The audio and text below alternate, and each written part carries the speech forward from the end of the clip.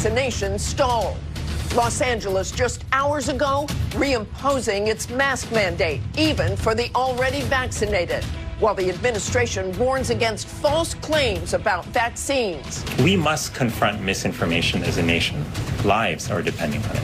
This morning, we're live with U.S. Surgeon General Vivek Murthy, and from California, with the chair of the Los Angeles board reinstating that mask mandate. Debate over democracy. This is political theater. Texas lawmakers walk out. President Biden blasts Republican-led efforts to restrict voting rights. We're facing the most significant test of our democracy since the Civil War. We hit the road, talking to both sides as the debate plays out across the country. Plus, reports that America's top general feared President Trump was planning a coup in his final days in office. And Jeff Bezos blasts off to the edge of space just 2 days away. Our Gio Benitez and astronaut Mike Massimino with a preview of the big launch. From ABC News, it's This Week. Here now, co-anchor Martha Raddatz. Good morning and welcome to This Week. As we come on the air this morning, residents of the nation's most populous county are waking up to a new but all too familiar reality: an indoor mask mandate. Despite all the progress we've made, it's a reminder that our national fight against COVID is far from over. As the highly contagious Delta variant sweeps the country, cases are rising in nearly all 50 states. The country's daily case average has now surged by more than 60% in the last week to more than 27,000 cases. That's a whopping 143% increase over the past 4 weeks. Fueling the surge, unvaccinated Americans, who make up more than 97% of hospitalized COVID patients. The administration now targeting misinformation in their fight to overcome vaccine hesitancy. But can they actually change any minds? And could we see more major cities across America reinstitute their mask recommendations? Dr. Vivek Murthy is standing by with more. But we begin with Kaylee Hartung in L.A. County inside the Providence St. Joseph Medical Center. Good morning to you, Kaylee. Hey, good morning, Martha. Just a few weeks ago, this hospital system in Southern California was treating just 30 COVID patients. That number has jumped to 130, and almost all of them are unvaccinated. This is an all-hands-on-deck moment, as one local official said, as the situation continues to get worse in California. For the past week in Los Angeles County, more than 1,000 new cases were reported every day, and that number was closer to 2,000. And 10 counties in California are also following suit with their own guidance. Each infection prevented, experts say, is one less chance for the virus to mutate in potentially dangerous ways, as happened with the Delta variant. That highly transmissible variant is really driving the surge now. It's responsible for about 70% of COVID cases in Los Angeles County. But the sheriff here is saying he won't enforce this mask mandate. Martha, it's essentially an honor system. Thank you so much, Kaylee. Let's take all this to Hilda Solis, chair of Los Angeles County Board of Supervisors. Good morning. Thanks for joining us. A little over a month ago, you stood in front of a sign with Governor Gavin Newsom that said, "California roars back," as you lifted nearly all COVID restrictions, even though there were already warnings about the highly contagious Delta variant. Should you have taken that warning more seriously? You know, when we look back in the last 7 days, obviously a whole lot has changed, and I can tell you that the variant is very transmissible substantially. And at the time when, almost a month ago, when all this was declared that we were opening up, the numbers weren't that high. But now, obviously, as you've reported and other news organizations, we can see that in the last few days, we're up to almost 1,900 cases and over 460 individuals that are now in our ICU units. This is very disturbing.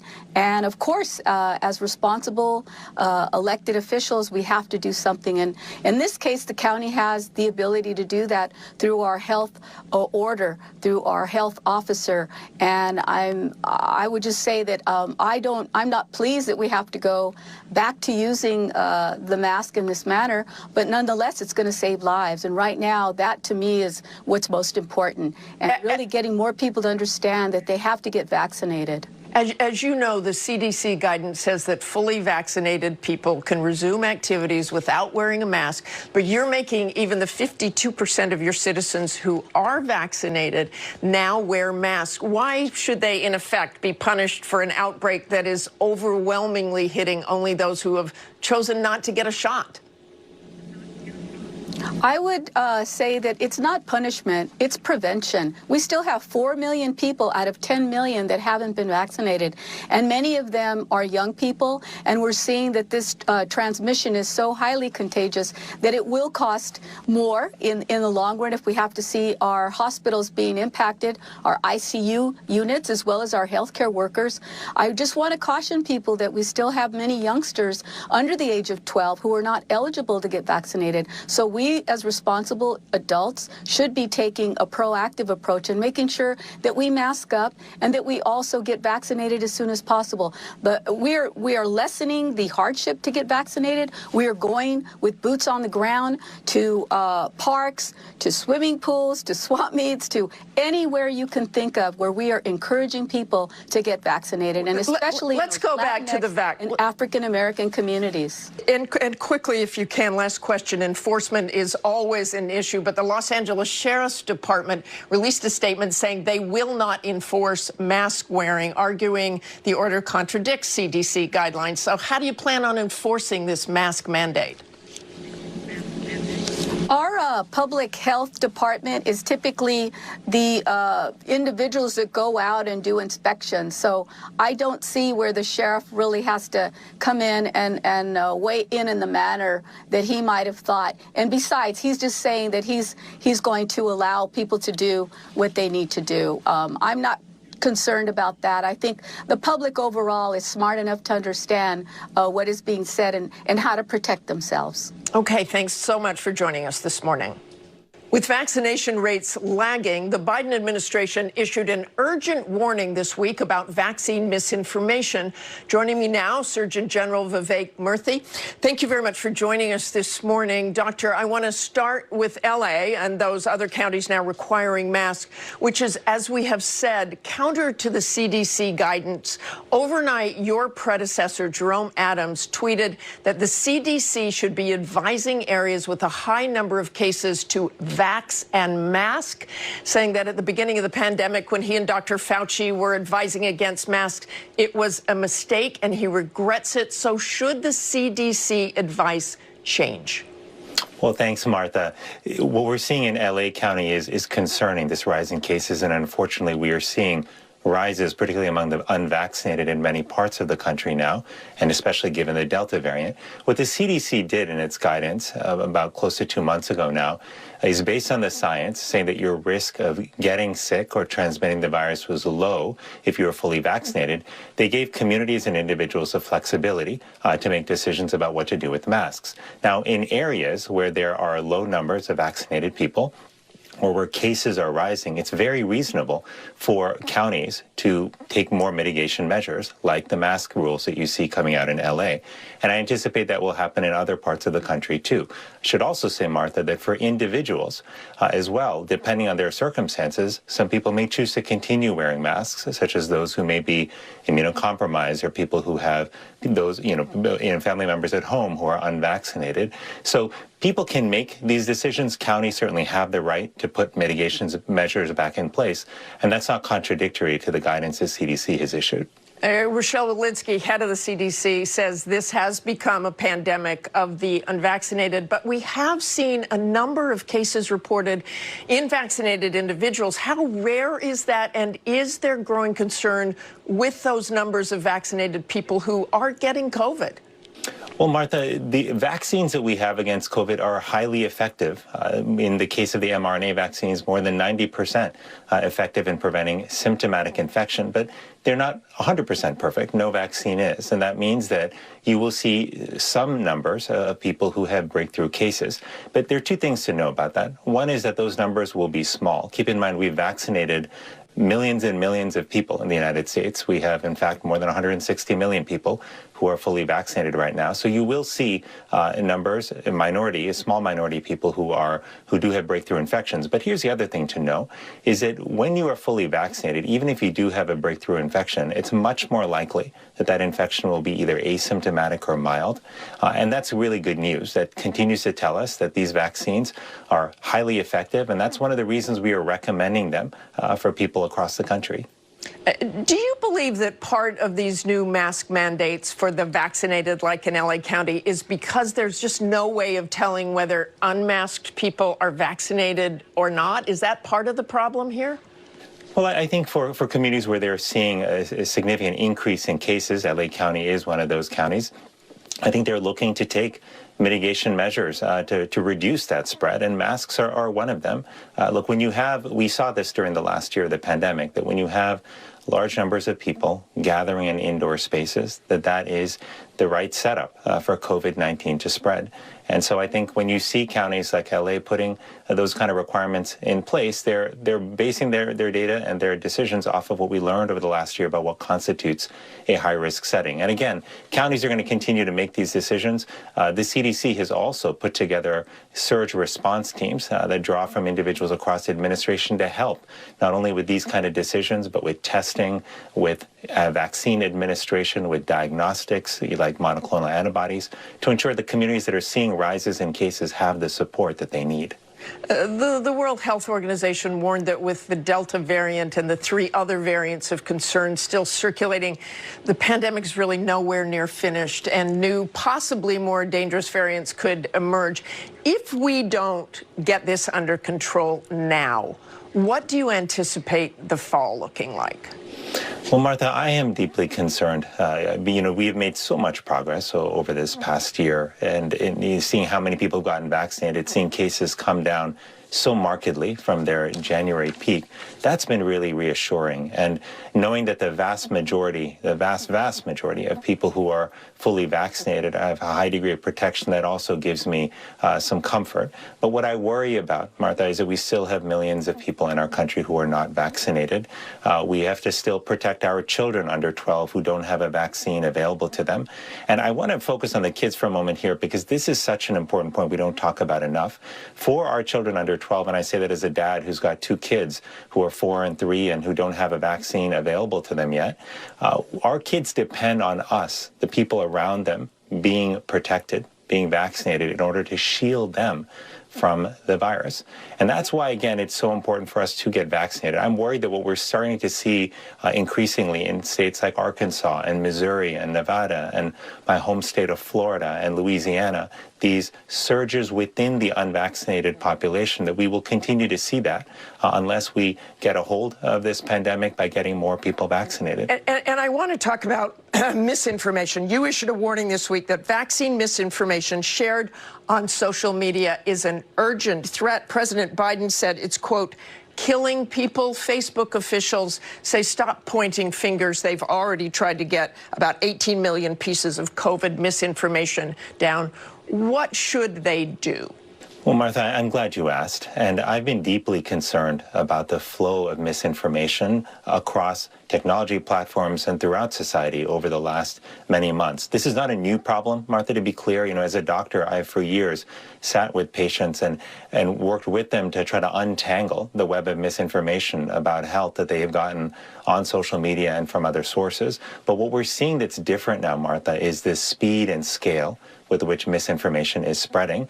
And one of the primary places where we see that happening are technology platforms. I laid out a number of steps that many sectors can take, including technology companies. With tech companies, I called for greater transparency in terms of the data that they have to share with independent researchers, so we can get a better sense of how much misinformation is flowing on these sites and what strategies are working to address them. the algorithms on these sites, which serve up information again and again to people that sometimes reinforces misinformation, are also places where we can ask those companies to make changes. I also ask people across our country to stop and verify your sources before you post stories online. Okay, thanks very much, Dr. Murthy. We hope it works. Coming up, as the battle over voting rights heats up across the country, I traveled to Pennsylvania to discuss Republican efforts to rewrite the state's election laws. That report plus... We're facing the most significant test of our democracy since the Civil War. That mainstream state laws are more dangerous than 2 world wars, more dangerous than poll tests and Bull Connor and actual Jim Crow segregation, and somehow analogous to the Civil War? What utter nonsense. President Biden and Mitch McConnell on the latest political flashpoint, voting rights, as Republican state lawmakers across the country push new restrictions in the name of election integrity, critics calling it voter suppression. This week, Texas House Democrats fled the state in a last-ditch effort to block a voting restrictions bill. I sat down with one of those lawmakers and traveled to battleground Pennsylvania to look at the debate shaping the future of America's elections. From Texas to Georgia, Arizona to Alabama, the fight over voting rights is intensifying. We shall not be moved. All across the nation, Republican state lawmakers proposing or passing legislation that critics say makes it more difficult for Americans to vote, including requiring uniform IDs, restricting ballot drop boxes, and even trying to prohibit people from passing out water to those waiting in line to vote. Here in Pennsylvania, a battleground state in 2020, the issue of election reform is white hot after widespread claims of election fraud. Claims that are unfounded, with no evidence the election outcome would change. But Republican State Senator David Argall is charging ahead anyway, with hopes of more restrictions. If you have a more restrictive time when you can vote, or making it harder to send in a mail-in ballot, if you have a job that you can't leave in the middle of the day, that you can't vote until late at night, that you need to apply to vote way earlier than some people. What's the matter with that?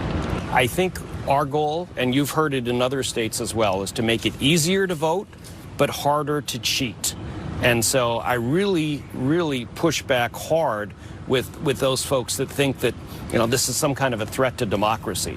I think it's never been easier to vote in Pennsylvania than it is today. We just want to make sure it's done right. Kendra Cochran, an activist fighting for voting rights, says the move to restrict voters is an obvious effort to target minority communities who help put Democrats over the top in this state. I feel like this is a retaliation for us showing up last year. They want to discourage the folks. They want to make sure that we don't have the same result that we did. A lot of these bills are rooted in racism, if we just want to call it out. In Texas, Republicans proposed a ban on 24-hour voting, drive-through voting, and mailing absentee ballot applications to all eligible voters. Measures, they argue, were only enacted as emergency procedures during the COVID pandemic.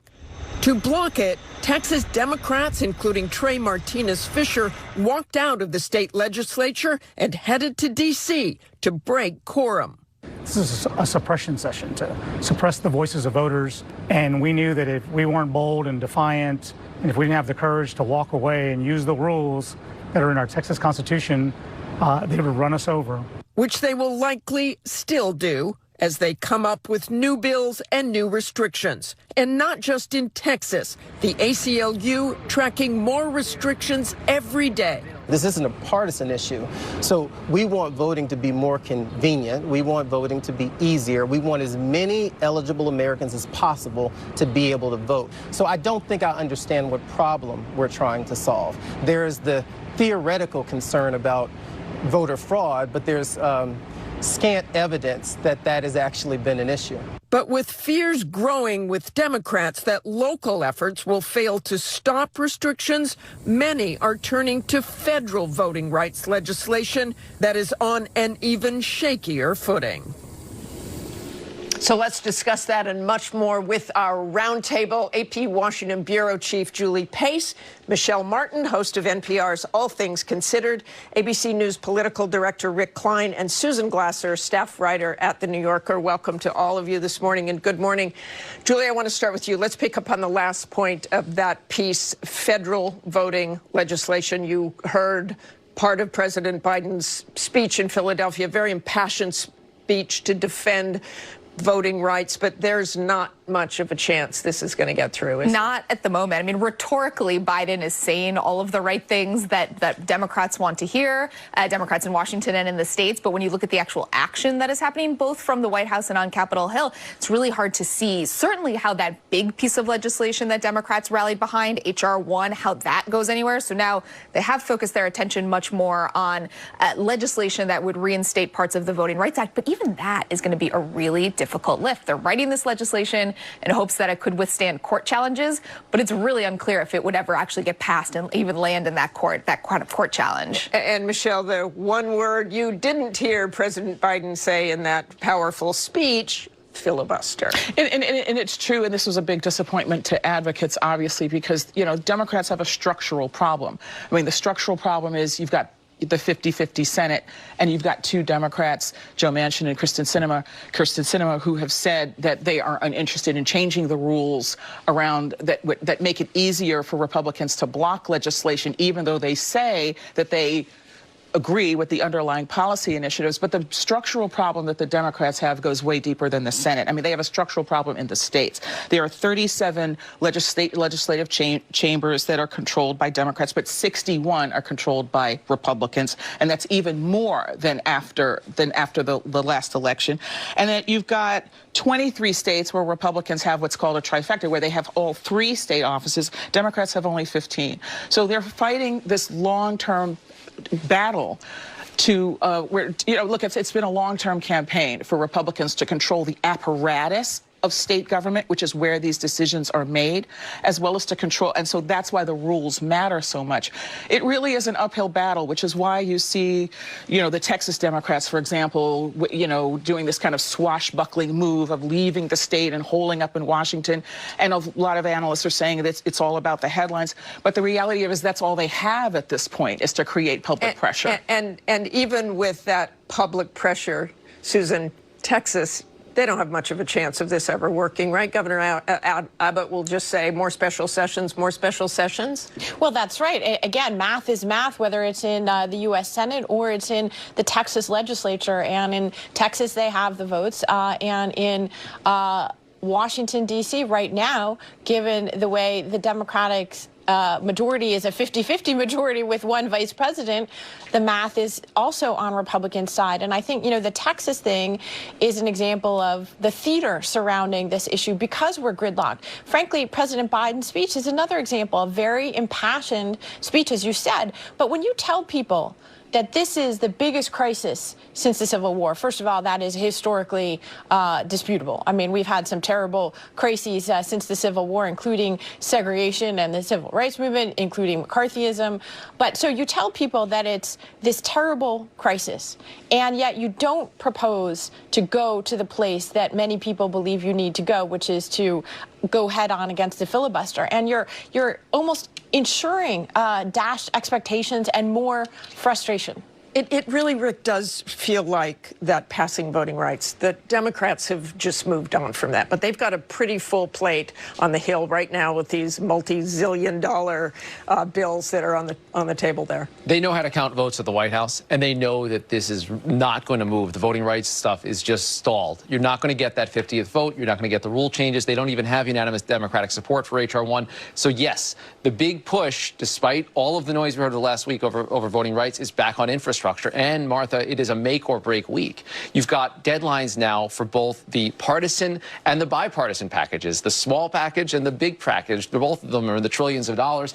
And what's so interesting here is I think a lot of us have been covering these packages as if they were an either or. Are you going to go with just Democrats, or are you going to try for something bipartisanship?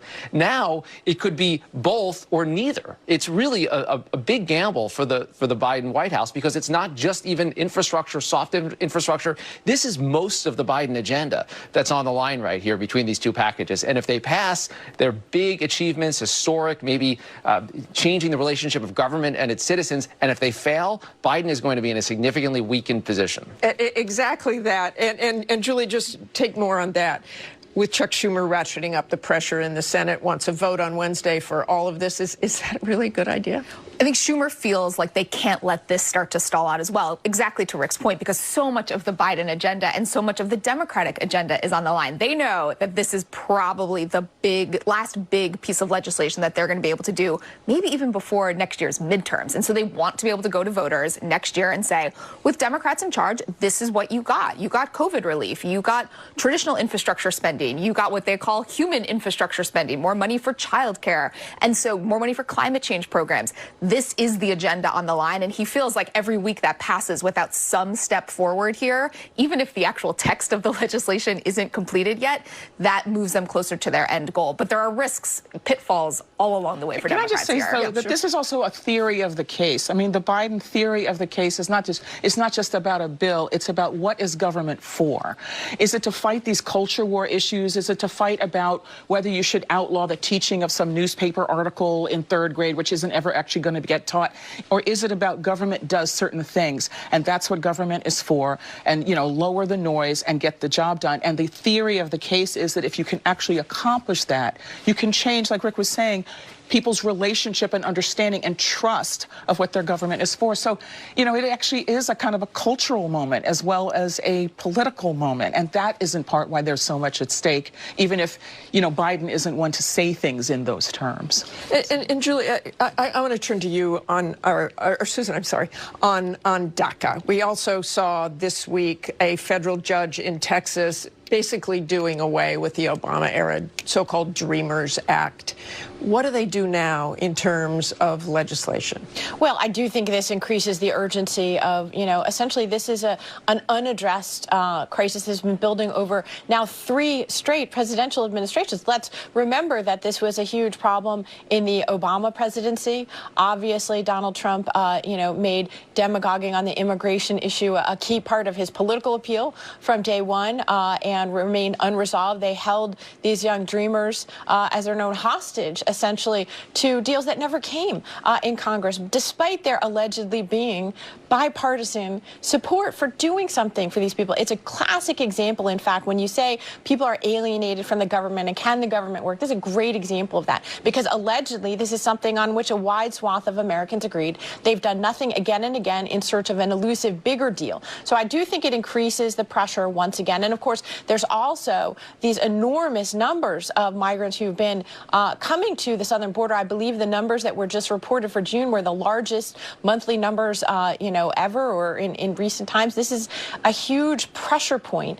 And yet, because the Biden focus is on the infrastructure bill, it's on the voting rights, especially as, you know, activists worry that the structure of our system is being broken down. You haven't heard as much about immigration, and yet arguably this could be one of the biggest political problems for the Biden administration. And Rick, I would bet that we are going to start hearing a lot more about the border again, because as Susan pointed out, when you look at those numbers, they are once again alarming. I mean, I know we were down at the border a couple of months ago, lots of attention on it now. It's going to come back. Well, in some form or fashion, and now it has to, and this DACA ruling forces it, and the Biden administration would like to see this as part of the budget deal that's getting done now, just in case it wasn't big enough. You add something else to the agenda. And Susan's right. Congress could presumably do this tomorrow. You can put a vote on the House floor, the vote on the Senate floor. It would pass based on the people that have sponsored it. But where it gets complicated is when you start talking about other aspects of immigration and this elusive, this white whale that's been chased in Washington for 2 decades now of comprehensive immigration reform.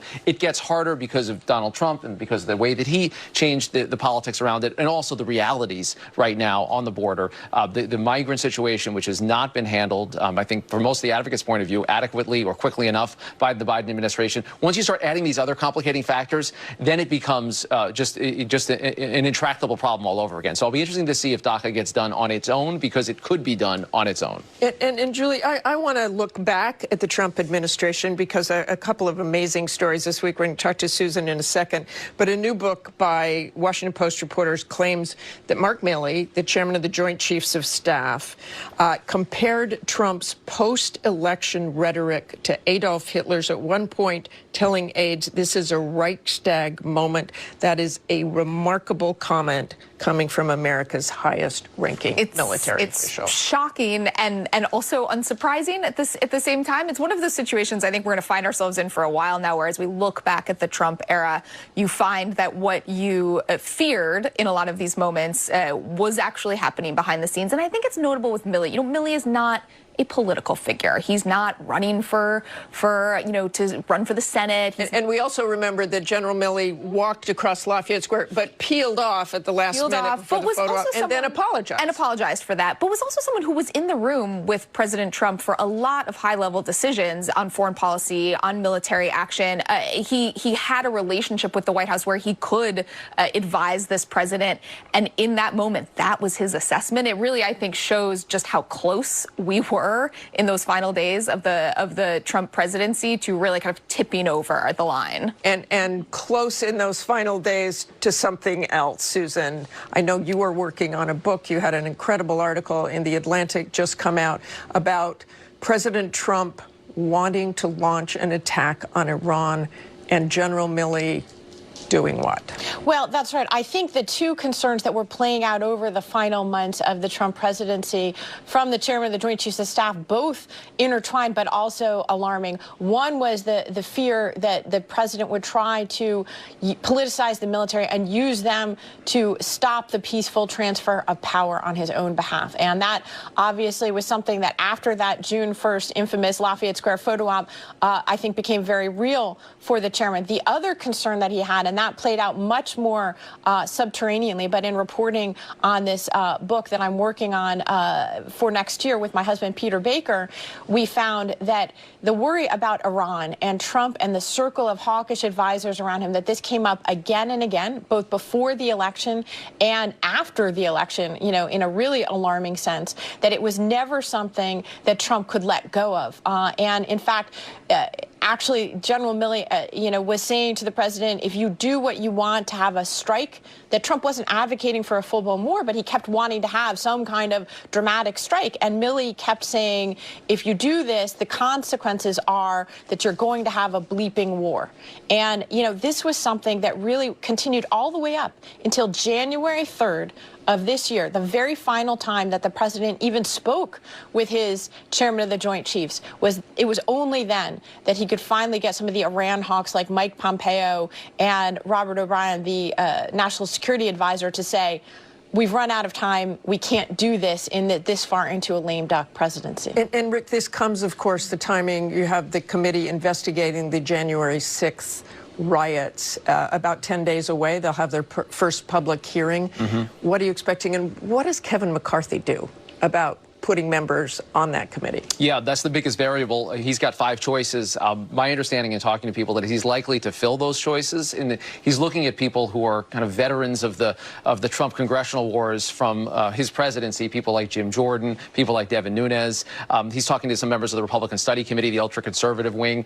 He's not going to name Marjorie Taylor Greene, I don't think, even though she put her name forward as a possibility. I think that would make it a little bit of a circus. But look, it's a critical question for McCarthy because he might be a witness on that panel, and it's critical for all the reasons that we're seeing in Susan's reporting and in the books that are coming out right now. There are so many details that we don't know about what happened, so many aspects of testimony that will be interesting to investigators for a variety of reasons that aren't coming up in law enforcement. So I think it's a critical question for McCarthy, and keep in mind, Liz Cheney's already on that panel, and I've been told she's looking at ways to make sure that her presence there is real, kind of supersize her presence on that committee, make sure that she, as a Republican, is asking real questions and not just playing defense for Donald Trump. And Michelle, I want to turn to a few problems overseas, very close to us. However, you've got Haiti, you've got Cuba. What's going to happen there, and what are the concerns? Well, I mean, the concerns are, first of all, refugees. I mean, from the American standpoint, the concern is, of course, refugees. The concern is you have expatriate communities who are pressing the administration for action in ways that people in those places don't necessarily want. I mean, you've got a kind of pressure from expatriates in Florida, for example, who are making noises about a military intervention. I have not heard one person in Cuba say that that's a good idea. So you've got those, and then you've got this kind of this overall context of people reacting to these grifter autocrats, which is something that we have seen kind of all over the world. I mean, all over the world, we've seen people sort of aggregating power to themselves for the sake of advantaging themselves and sort of the little cadre among them, the rest of the country being left behind. And it's powder kegs all over the world. I mean, Haiti and Cuba, there's also South Africa. And frankly, let's just say there's parts of the country in the United States where we're seeing the same thing. We're seeing sort of unrest in the streets. We're seeing a level of sort of violence that we haven't seen in years because people feel, and they're not stupid, they know they've been left behind. It's just one of those things where I think it's the next couple of years, it's just going to be kind of one series of restiveness after another. And it's a stress test for all democracies, frankly. It is indeed, and we will leave it on that. That is a very complicated problem, as all foreign policy problems are. Thanks very much to all of you for coming in this morning. Coming up, Nate Silver analyzes President Biden's approval ratings as he approaches 6 months in office. And later, Jeff Bezos is the second billionaire headed to space this month. We'll have the latest. Stay with us.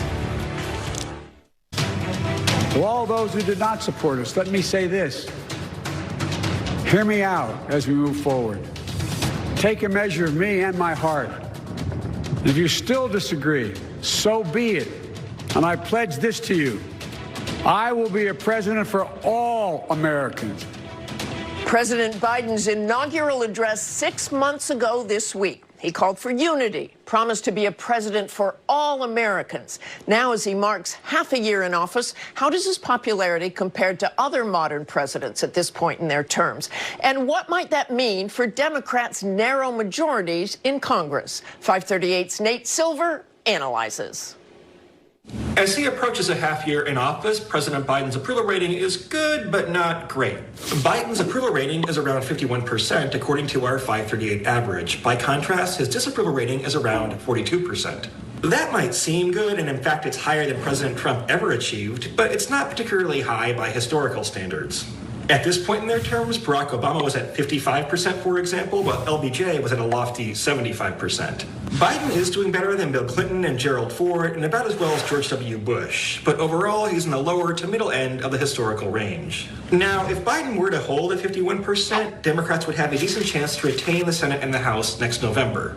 But historically, Biden has two big problems. Number one, approval ratings tend to trend down after the first 6 months. And number two, the president's party usually loses seats at the midterms. Obama, for instance, fell to 45% by November 2010, and that resulted in a 63-seat loss for Democrats. Meanwhile, Ronald Reagan dropped from 58% to 42%, and Jimmy Carter from 62% to 49% before their parties faced midterm losses. And while a recent Gallup poll found that a record number of Americans describe themselves as thriving as life ultimately returns to normal, it's easy enough to see the challenges Biden faces, ranging from rising homicide rates to rising inflation to the Delta variant. We're going to talk a lot about the midterms on this segment, and I don't think you should regard any outcome as inevitable. But no, I don't buy that Biden's approval rating at this early stage should give Democrats much cause for comfort.